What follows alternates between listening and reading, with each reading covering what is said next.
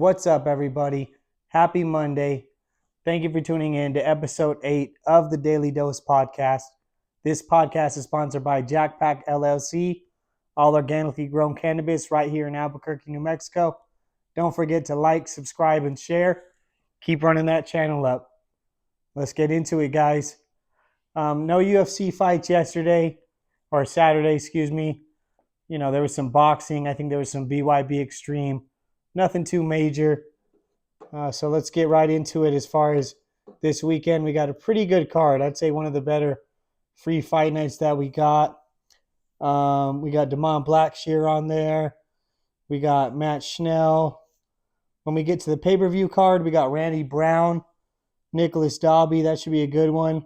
Michael Fajeda versus Magomed. Giga Chikante, Anthony Smith. And, of course, the main event, we got Ian Machado Gary versus Carlos Pratas. He's coming out of that Fighting Nerds camp. It's going to be a good card. I'd say kind of on the main ones, I don't really know Fajeda's opponent, but with that last name, I'm going to pick Magomedov. It looks like I'm going to pick him probably by unanimous decision.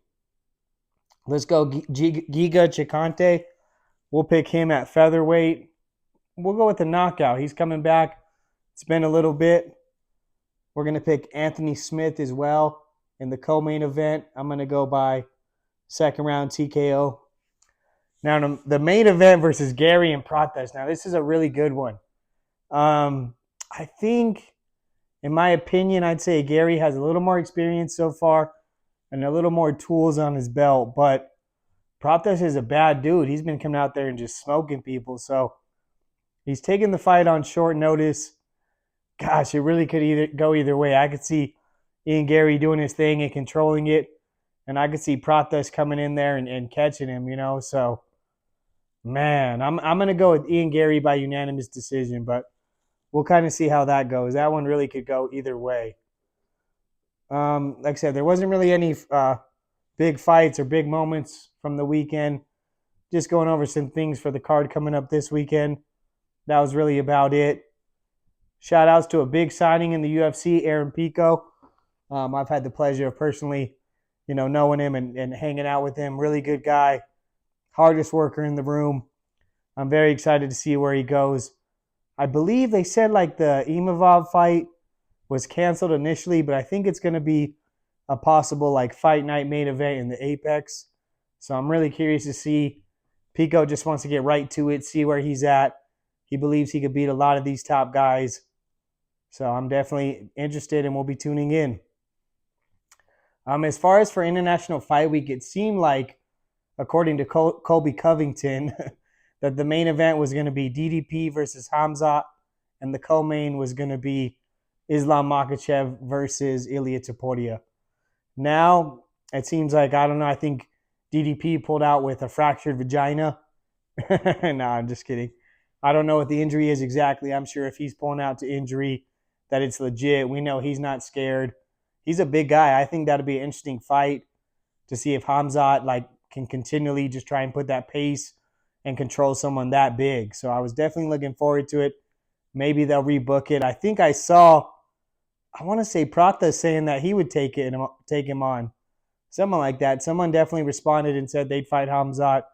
So we'll see if the UFC puts anything together.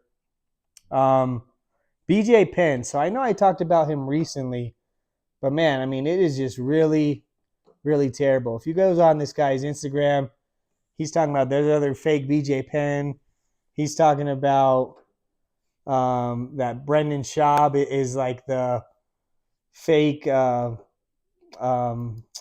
Aaron Hernandez. Just very, very weird. Just talking about CTE and his brother and his mom. And it's just getting bad, So it's interesting in the sense of course, he has CTE, but obviously there's something else wrong with this guy too. I don't know if he's doing drugs, he's hallucinating, he's seeing stuff, but it's really sad to see. And I know a lot of his last fights in the UFC were all pretty bad knockouts or one-sided fights, and that's going to add up. I think it's a hard position for the UFC, and Dana's gotten better about it. But when a guy has lost 3, 4, 5 in a row at an older age, probably should let him call it, or make him call it. So yeah, it's just crazy to see. He's talking about fake, himself, fake Ben and Shab, fake his mom, his brother, just all over the board. So definitely going through it.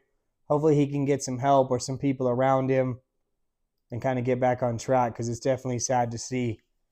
We got a good boxing fight announcement. We got Shakur Stevenson versus Zepeda. I believe it's William Zepeda. Should be a pretty good fight. At one time, nothing's really changed with Shakur as far as he's very intelligent, very skilled, very, good fighter. Just, I think in that last fight where he took 10 rounds to get that local plumber out of there, I think it just showed he kind of doesn't really have power, because he was putting it on him, but he couldn't get it out of there. So people like maybe even Cepeda, but people like Tank, some of these other guys will be willing to go in there and take some to give some. So that'll really be interesting to see if they can give him any problems. I don't think Cepeda will be the one to do it. I'm sure Shakur will cruise to a pretty easy decision, maybe even a late stoppage, but he's got those pillow hands. He really does. I'm still a fan. He's got great skill, but it is what it is. So now we got Jake Paul versus Julio Cesar Chavez Jr. Now I know what you're thinking. A lot of people are going to go, see, look, Jake's fighting a boxer. This is still a very, very selective fight on Jake's part. Julio never takes stuff serious. He's really just in boxing because of his father. And yeah, I mean, he's just there for a paycheck. He always is. In that fight with Canelo, he threw like 12 punches the whole fight. So I know a lot of people are going to go, see, look, he's fighting a pro boxer now, but still a safe bet. And I wouldn't be surprised if Jake Paul stopped him. Like I said, if Julio just comes thinking, oh, it's Jake Paul, YouTuber, blah, blah, blah, doesn't really train. Jake can punch. Again, me personally, my opinion on Jake Paul is that he's decent, right? He's not terrible, but he's not great. And the thing is, when you're at his level of success, and he was able to move to Puerto Rico and just train for, 4 or 5 years, 2-3 times a day, chefs, all that stuff, he should be pretty good. Like, people don't understand that. When you train that much and you're eating good and you're doing the right things, you're going to be at least decent. So that's about where I put him. I don't think he'll really ever compete with the highest level boxers. But he's having fun. He's doing his thing. He's making a ton of money. So you got to respect it. But yeah, I wouldn't be surprised if he stopped Julio Cesar Chavez Jr. We'll see how it goes. Next current event I wanted to talk about was Katy Perry going to space and this all-women crew and this and that. Now, again, I'm not hating. Do your thing. I mean, obviously, rich people are bored, but let's not act like we went to space. So what did it say? I put up an article on it here, and it was saying that basically they just went. It was 11 minutes altogether, and as soon as she touched down, she was kissing. Yeah, 11 minutes. Traveled more than 60 miles above Earth, 62 above sea level, which is considered the boundary between Earth atmosphere and outer space. I mean, think about the people that were just locked up in damn space for 9 months, and then you're going to be up there for 11 minutes, not even leave the Earth and be kissing the ground and shit. Y'all just be bored, So it's cool. It's whatever, but don't be like saying these women did this amazing, powerful thing and went to the moon or something like that. That was just some rich people being bored. But it's interesting how people, were going crazy about her, even herself, like kissing the ground. Like, that's fucking shorter than a Southwest flight to wherever, like just weird. But I guess there's not much going on, so people just get bored and need something to talk about. So as we get closer to start wrapping up this episode, a little shorter episode, just not as much going on fight-wise to talk about. Let's go over the message of the week. So the message of the week, you are your thoughts. Your mind creates actions, actions create results, and results create habits. So there's a lot of key components in there.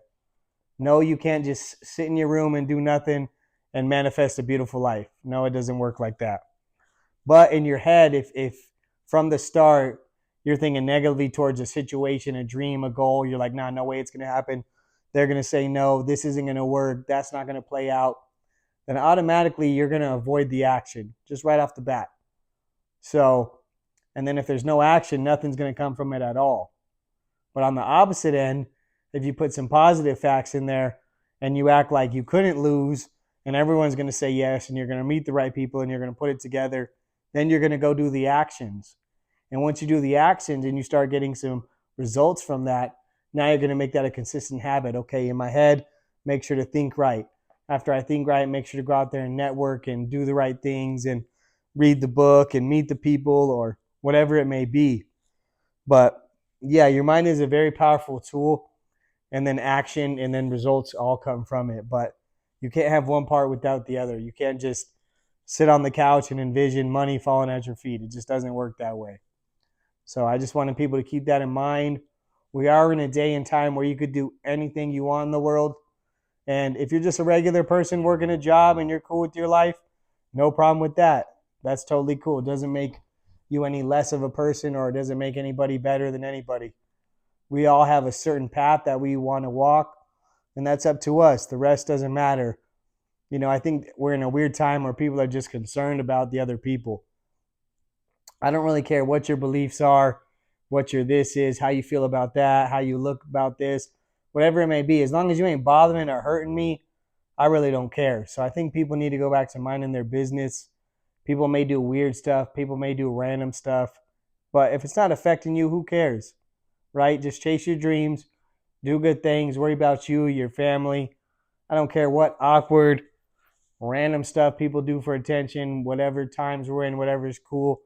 I'm not worried about any of that. As long as you don't bother me, I won't bother you. It's very simple. So just keep that in mind. Couple predictions for the fight. I mean, it's a decent fight night. It's not going to blow your hair back. Those last 3-4 fights are really good. But there's still a lot of these just random fights kind of thrown in there on the fight nights. Still going to watch them. Still going to tune in. You got that May 2nd and 3rd, whatever boxing events coming up out there in Times Square with Ryan Garcia, Haney, all that. So we'll break that down here soon. I believe this weekend we have Conor Benn versus Chris Eubank Jr. as well. So I'm really hoping Conor Benn can pull it off, between all the drama, all the beef, everything like that. But the fact of the matter is Chris Eubank's last performance, he looked pretty good. He stopped Liam Smith, and he fights a lot of bigger guys. So Conor Benn is going to have to really be able to take some big shots. He's never quite fought that heavy. It'll be interesting to see. A lot of beef and drama built up from the first time when he had the weird drug test situation. Chris Eubank only said he would fight him if Conor Benn gave him $1 million.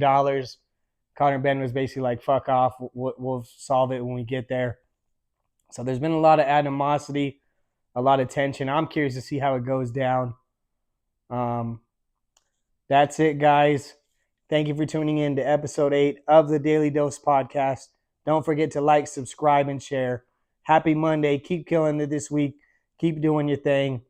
I'm out, guys.